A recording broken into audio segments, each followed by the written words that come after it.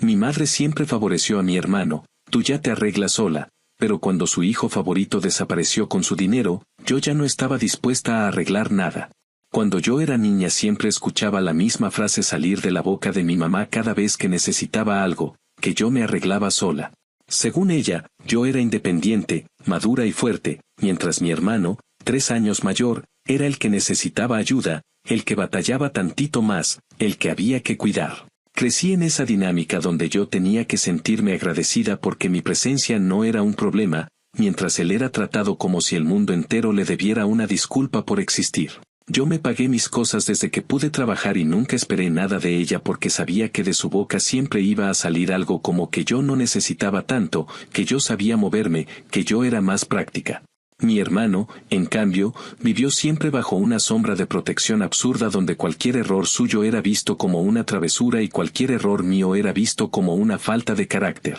En su mente yo era autosuficiente desde que tenía 15 años y él seguía siendo un niño aunque ya tuviera más de 20. Con esa historia detrás, no sorprende que cuando mi hermano perdió su trabajo por flojo, no por mala suerte, mi mamá me llamó llorando, diciendo que él estaba a punto de quedarse sin techo y que solo yo podía ayudarlo. Llevaba semanas escuchando cómo él se hacía el mártir diciendo que nadie lo entendía, que la vida era injusta, que necesitaba un respiro, mientras yo me partía el lomo trabajando doble turno para mis propios gastos. Igual caí, porque aunque sabía que era mala idea, una parte de mí todavía quería creer que la familia podía ser algo más que una carga. Le presté dinero, una cantidad que para mí era un sacrificio real, y él prometió pagármelo en cuanto se acomodara. No me sorprendió cuando nunca regresó nada, porque así era él desde que tengo memoria, prometer, desaparecer y luego volver como si hubiera pasado un viento y no una cagada. Lo que sí me sorprendió fue la llamada de mi mamá unas semanas después. Sonaba como si se estuviera ahogando. Decía que mi hermano había desaparecido y que no encontraba el sobre donde guardaba sus ahorros. Ella nunca confió en los bancos, decía que era mejor tener el dinero a la vista, como si meterlo en una cuenta fuera arriesgarlo más que dejarlo en un cajón. Con la voz quebrada me dijo que el sobre estaba vacío, que mi hermano se lo había llevado y que lo último que supo de él fue un mensaje donde decía que iba a invertir ese dinero con un amigo que conocía de un negocio de criptos. Mi mamá no sabía ni pronunciar la palabra, pero la repetía como si fuera un conjuro. Cuando dejó de llorar, me dijo que yo tenía que ayudarla porque estaba desesperada y porque, según ella, yo siempre había salido adelante y podía sacar un poco para que ella no se hundiera. Sentí como si me hubieran puesto un pie en el pecho. Mi mamá no preguntó cómo estaba yo, ni qué significaba para mí volver a tapar los hoyos que mi hermano abría, solo asumió que yo, como siempre, debía aparecer para salvarla. La escuché desahogarse, quejarse, decir que mi hermano estaba confundido, que no entendía por qué hacía esas cosas, que él seguramente estaba asustado. Y luego vino lo de siempre, pero esta vez me cayó distinto. Me dijo que yo era su esperanza, que yo tenía buen trabajo, que no tenía hijos y que no era justo que ella cargara sola con todo. Cuando le dije que no podía ayudarla, no porque no quisiera sino porque simplemente ya no era mi responsabilidad salvarla cada vez que la realidad le recordaba quién era su hijo favorito, se quedó en silencio unos segundos, como si no entendiera. Después explotó y empezó a decir que era una mala hija, que cómo podía darle la espalda en el peor momento de su vida y que no era posible que yo, que siempre había sido tan fuerte, la dejara caer de esa manera. No levanté la voz, pero tampoco le di espacio para manipularme como siempre lo había hecho.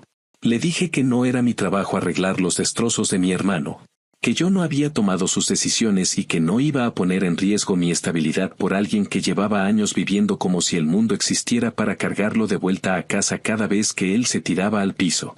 Ella respondió que cuando estuvieran en la calle me iba a arrepentir, que algún día tendría hijos y ellos me abandonarían de la misma forma. La dejé hablar hasta que terminó y luego simplemente le dije que si terminaban en la calle sería por las decisiones que ella tomó desde que yo era una niña y no por la falta de dinero que creía que yo estaba negando por capricho. Colgué antes de que soltara la siguiente ronda de culpas. Esa noche me quedé pensando en lo fácil que había sido para ella exigirme que dejara todo por un hijo que nunca dejó de ser un parásito emocional. Y también me di cuenta de que en el fondo no me estaba pidiendo ayuda, me estaba pidiendo que siguiera siendo esa niña silenciosa que nunca tenía derecho a quejarse. Por primera vez, no me tembló la voz al decir que no, y aunque sentí un nudo en la garganta después, no fue culpa. Fue como si por fin hubiera roto una especie de obediencia automática que llevaba años cargando. Desde ese día, no hice nada más. No busqué a mi hermano, no pregunté por el dinero perdido, no ofrecí un centavo. Y aunque parezca frío, me sentí extrañamente en paz observando cómo por primera vez en mucho tiempo las consecuencias caían donde debían caer. Actualización 1.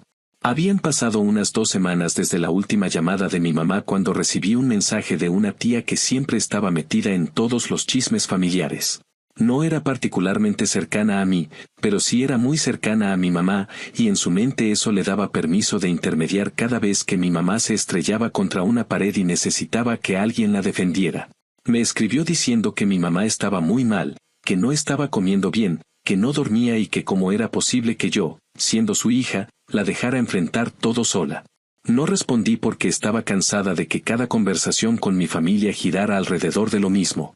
Yo era la mala por no querer seguir rescatando a un adulto que hacía tiempo había decidido que su vida era una serie de apuestas estúpidas. Apenas dejé ese mensaje en visto, mi teléfono empezó a sonar con una llamada de número desconocido.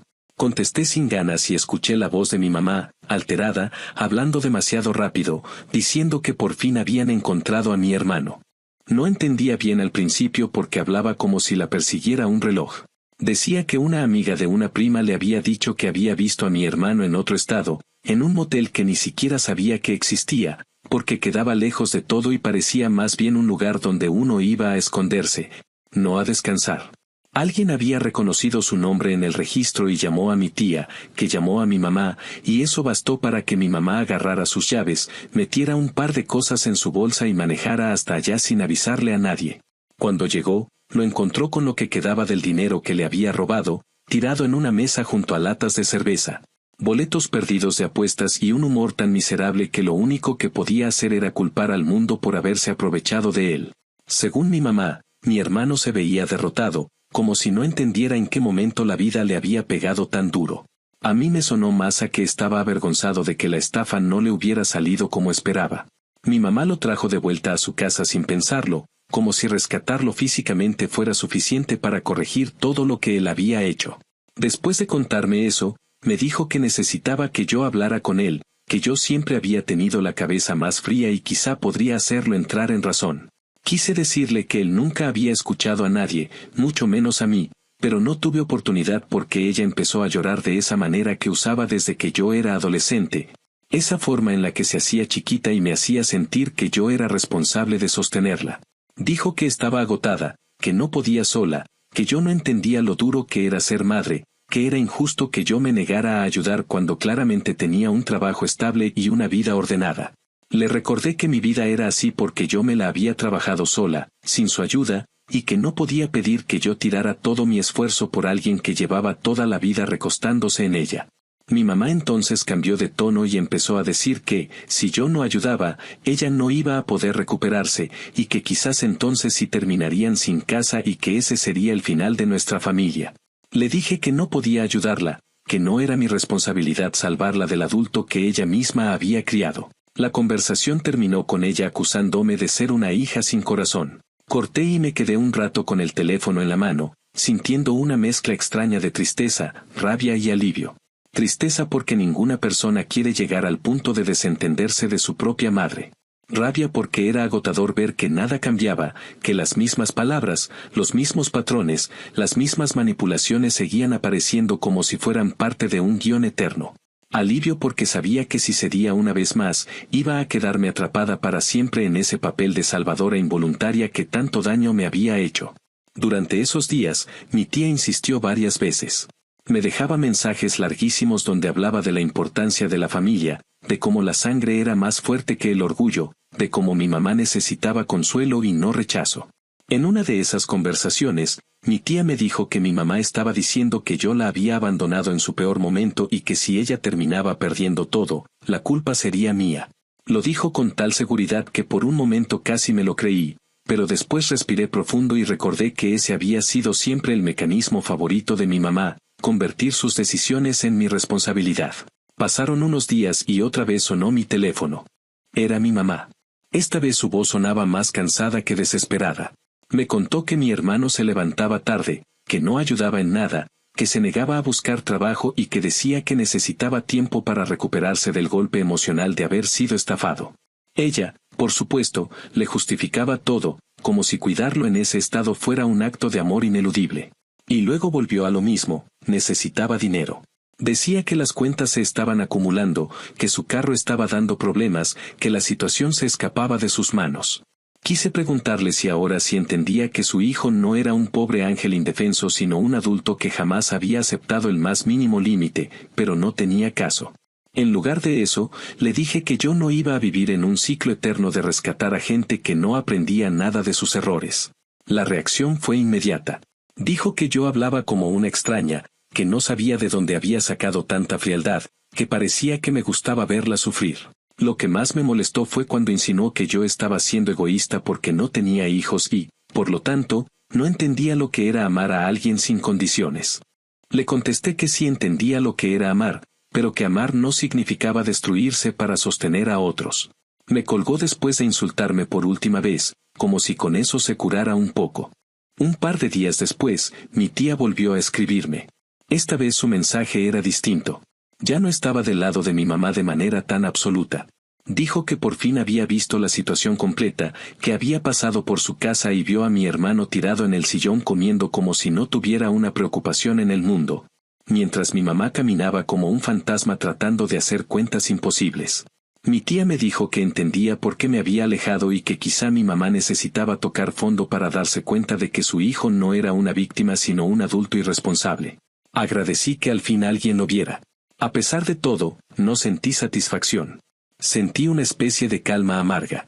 Era como ver un derrumbe desde lejos, sabías que no era tu culpa, pero igual dolía mirar. Sin embargo, por primera vez en mi vida adulta, entendí que no tenía por qué meterme en medio para sostener algo que ya estaba roto desde hacía demasiados años. Y aunque mi mamá siguiera repitiendo que yo era la culpable de su desgracia, en el fondo sabía que lo único que había hecho era dejar de cargar un peso que jamás debió haber sido mío. Actualización 2. Había pasado poco más de un mes desde que mi mamá me llamó con aquella súplica desesperada y desde entonces yo había hecho todo lo posible por mantener la distancia. No porque estuviera disfrutando ver cómo se desarrollaba la situación, sino porque ya había entendido que cualquier participación mía solo serviría para que ella evadiera de nuevo las consecuencias de sus decisiones. Durante esas semanas me limité a continuar con mi vida, trabajar, descansar, ocuparme de mis cosas y no dejar que la culpa que mi familia me arrojaba de vez en cuando se me metiera en la piel. Pensaba que, al menos por un tiempo, mi mamá se mantendría en ese estado de negación donde ella cree que puede arreglar a mi hermano con cariño, comida caliente y promesas de que todo iba a mejorar. Pero un día, mientras salía de una reunión del trabajo, revisé mi teléfono y vi varias llamadas perdidas de un número que no reconocía. Al contestar, escuché a mi tía, la misma que semanas antes defendía a mi mamá como si fuera una mártir, pero esta vez sonaba extrañamente tranquila, casi resignada. Me dijo que tenía que contarme algo, que era importante y que probablemente me iba a sorprender.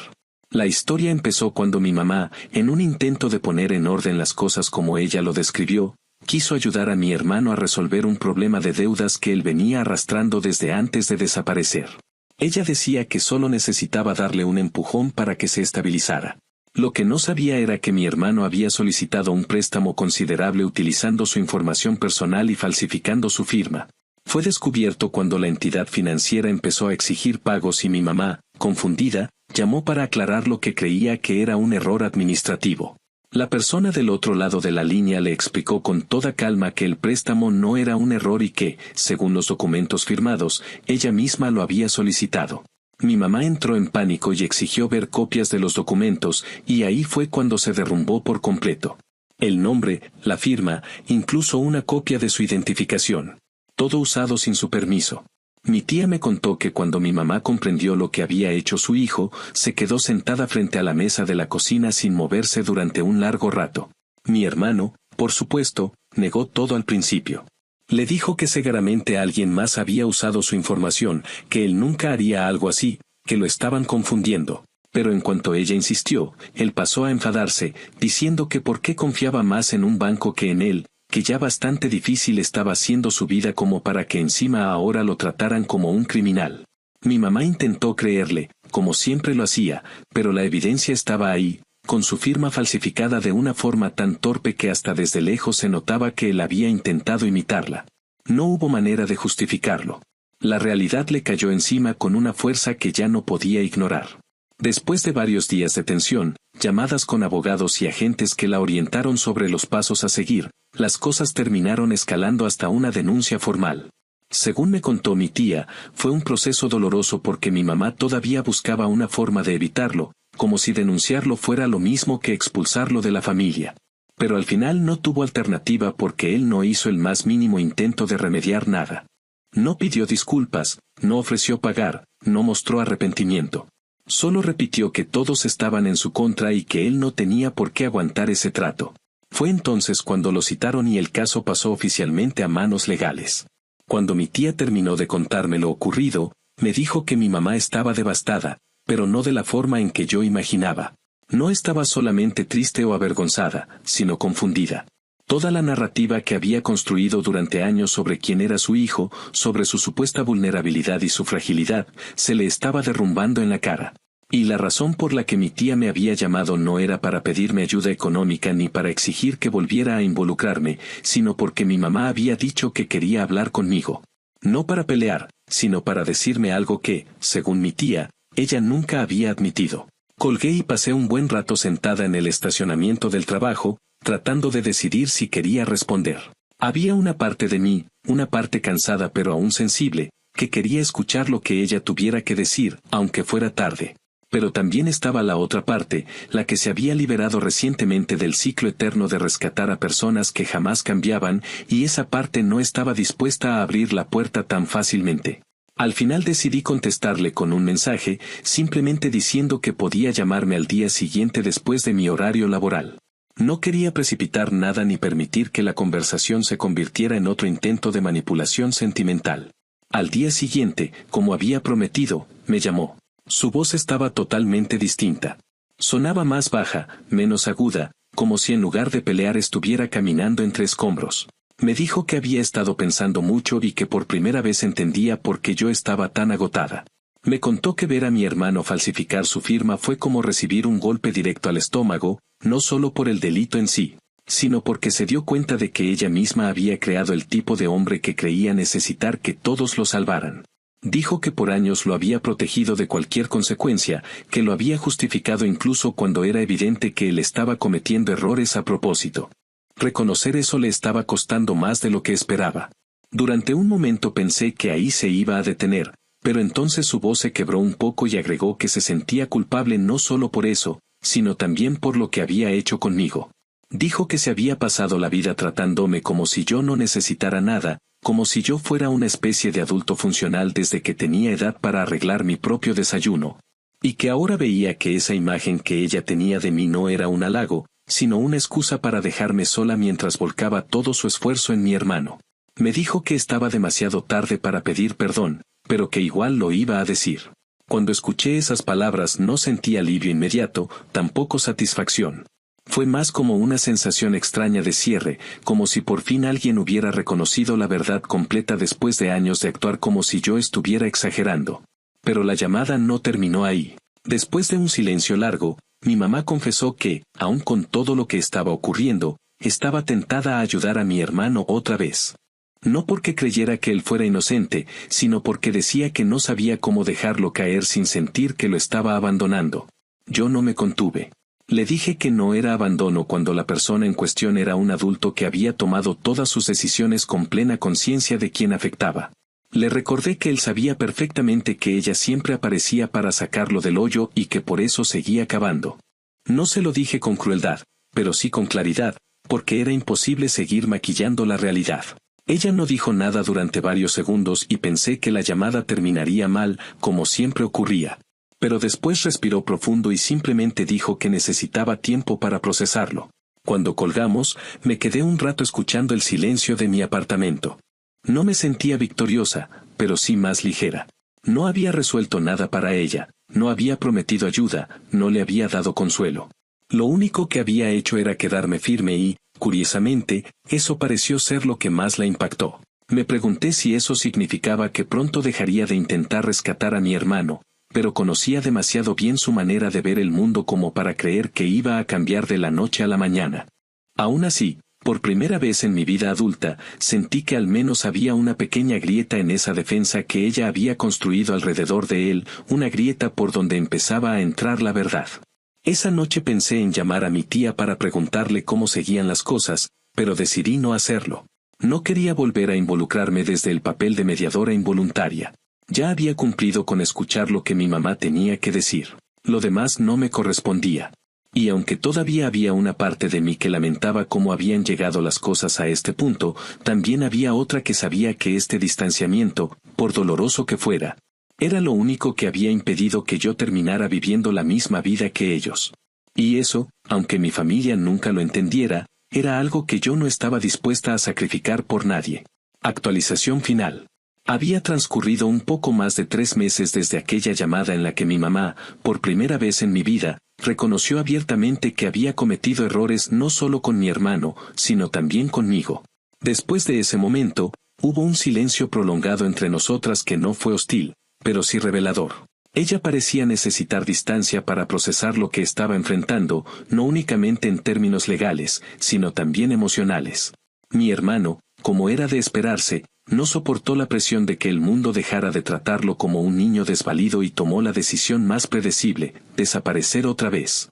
Dejó la casa de mi mamá sin aviso, sin una nota elaborada, sin un gesto de responsabilidad. Lo único que dejó fue un pedazo de papel garabateado en el que decía que necesitaba tiempo para pensar, como si su ausencia fuera una especie de retiro espiritual y no la repetición del mismo patrón en el que llevaba años viviendo. Mi mamá quedó sola con el peso no solo de la traición más evidente, sino también del deterioro económico que llevaba ignorando por tanto tiempo. Sus cuentas estaban atrasadas, su renta al borde del desalojo y su carro, que siempre posponía arreglar porque prefería confiar en que mi hermano siempre tenía una oportunidad a la vuelta de la esquina, terminó fallando por completo. Durante esos días, supe por mi tía que mi mamá había empezado a visitar oficinas de asistencia comunitaria, intentando averiguar si podía solicitar algún tipo de ayuda temporal. Era algo que ella nunca habría considerado antes, porque según su lógica siempre había sido autosuficiente y porque asumir que necesitaba apoyo externo era, para ella, admitir que había fracasado como madre. El hecho de que ahora se viera obligada a enfrentar ese miedo sin que yo la acompañara, sin que yo la sostuviera, sin que yo le solucionara las cosas, hizo que el conflicto entre su orgullo y su realidad se volviera imposible de ignorar. Un día, mi tía volvió a llamarme, pero esta vez su tono era distinto. En lugar de exigirme que apoyara a mi mamá o de repetir discursos sobre la importancia de la familia, estaba claramente afectada. Me dijo que mi mamá había pasado por su casa porque necesitaba hablar con alguien que no la juzgara y que allí, sin dramatismos, había empezado a contar cómo se dio cuenta de que había estado viviendo bajo una ilusión que ella misma había creado y sostenido por décadas. Según mi tía, mi mamá estaba desorientada, como si hubiera despertado de un sueño que había durado demasiado tiempo. Dijo que por primera vez en años había pronunciado frases que nunca antes había admitido. Entre ellas, según mi tía, había una que la dejó completamente en silencio, que se dio cuenta de que había perdido a su hija mucho antes de que yo dejara de contestar sus llamadas, que me había ido alejando por no querer cargar un papel que jamás debía haber tenido, y que ahora entendía que esa distancia no era crueldad, sino una forma de sobrevivir. Decidí llamar a mi mamá unos días después para saber cómo seguía, aunque no tenía intención de convertirme nuevamente en el soporte principal de su vida. Ella contestó con una voz apagada, pero no rota, más bien resignada. Me dijo que todo en su vida estaba poniéndose en orden de la forma más dolorosa posible. Sus palabras fueron claras, sin rodeos. Me contó que la notificación de desalojo ya estaba en proceso y que tenía un plazo determinado para salir del apartamento en el que había vivido por más de una década. No me pidió dinero ni me insinuó que yo debía ayudarla. Simplemente me contó lo que estaba pasando como quien describe una consecuencia inevitable. Dijo que estaba buscando opciones temporales, probablemente quedarse un tiempo más con mi tía o buscar algún cuarto barato, y que al mismo tiempo estaba enfrentando el proceso legal contra mi hermano porque, aunque le doliera, ya no podía sostenerlo más. En un momento de la conversación, me confesó algo que jamás pensé escuchar de ella. Dijo que entendía perfectamente por qué yo había decidido alejarme y que, aunque no lo decía para que yo regresara a su vida en el mismo rol de siempre, Quería que supiera que había empezado a ver sus errores con una claridad que antes no tenía. Me mencionó que durante muchos años pensó que amar a su hijo significaba evitarle todo dolor y que amar a su hija significaba reconocer su fortaleza y exigirle siempre un poco más. Sin darse cuenta de que esa supuesta fortaleza no era un superpoder, sino una máscara que yo había tenido que ponerme porque no tenía otra opción. Me explicó que se había pasado tanto tiempo tratando de compensar las carencias de mi hermano que no se dio cuenta de que me estaba dejando a mí atrás, no porque me quisiera menos, sino porque creyó que yo podía cargarlo todo sola. Y agregó, con una sinceridad que me incomodó y al mismo tiempo me alivió, que ahora veía que esa era la peor forma de maternidad disfrazada de amor. Después de hablar en ese tono tan extraño para ambas, hubo un silencio que no se sintió hostil. Era más bien un espacio donde cada una estaba procesando lo que había dicho la otra. Mi mamá entonces me contó que mi hermano la había llamado desde un número desconocido apenas unos días antes, pero que no lo atendió. Dijo que por primera vez en su vida no sintió el impulso de correr detrás de él, ni de rescatarlo, ni de justificarlo. Confesó que estaba cansada de ser la única persona que lo sostenía y que ahora entendía que ninguna ayuda iba a cambiarlo mientras él tuviera la certeza de que ella siempre lo estaba esperando. No sonaba vengativa ni dura, solo exhausta. Había una especie de claridad en su voz que yo nunca le había escuchado, como si una parte de ella, la que llevaba tantos años conteniéndolo, finalmente se hubiera quebrado de manera irreversible. La parte más extraña de esa conversación fue cuando me habló directamente sobre nuestra relación. Dijo que no sabía si algún día podríamos recuperar algo parecido a lo que podríamos haber tenido si las cosas hubieran sido distintas desde el inicio, pero que quería aprender a no exigirme que yo fuera la sustituta emocional de alguien que nunca tomó responsabilidad por nada. Me dijo que no esperaba que yo regresara a su vida de inmediato, ni que olvidara todo lo que había pasado. Solo quería que yo supiera que estaba tratando, aunque fuera tarde. No prometió cambiar porque entendía que prometer no servía de nada. Lo único que dijo fue que ya no quería vivir mintiéndose a sí misma sobre la persona en la que se había convertido intentando rescatar a un hijo que no quería ser rescatado. Después de colgar, me quedé mirando la pantalla del teléfono durante varios minutos, sin saber bien qué sentir. Había una parte de mí que estaba aliviada porque por fin mi mamá estaba reconociendo la verdad sin minimizarla, sin culparme, sin ponerme en la posición de villana. Pero también había otra parte, una más profunda, que estaba triste, no por lo que estaba pasando ahora, sino por todo lo que pudo haber sido distinto y no lo fue. Pensé en todas las veces que yo había intentado hablar con ella cuando era más joven, en todas las ocasiones en las que intenté explicarle cómo me sentía. En todos esos momentos donde ella me respondía con frases que invalidaban mis emociones porque estaban más preocupadas por proteger a mi hermano que por escucharme. Y pensé también en la ironía amarga de que el único motivo por el que mi mamá estaba cambiando era porque al final su hijo la había empujado más allá de un límite que ya no podía sostener. Con el paso de los días, entendí que la verdadera venganza no había sido dejar de ayudarla, ni cortarle el acceso a mis recursos, ni negarme a rescatarla cuando todo empezó a derrumbarse. La verdadera venganza, si es que esa palabra aplica, fue obligarla a enfrentarse a la realidad sin que yo interviniera para suavizar el golpe. Fue dejar que el peso de sus propias decisiones la alcanzara, no por crueldad, sino porque yo ya no podía ni quería cargarlo. Y aunque mi mamá ahora estaba enfrentando consecuencias duras, y aunque mi hermano seguía huyendo como siempre lo había hecho, por primera vez sentí que mi vida ya no estaba atada a ese caos. Y esa paz, tan extraña como merecida, fue lo único que realmente me permitió cerrar este capítulo sin sentir que estaba perdiendo algo, porque la verdad era que lo había perdido hacía mucho tiempo.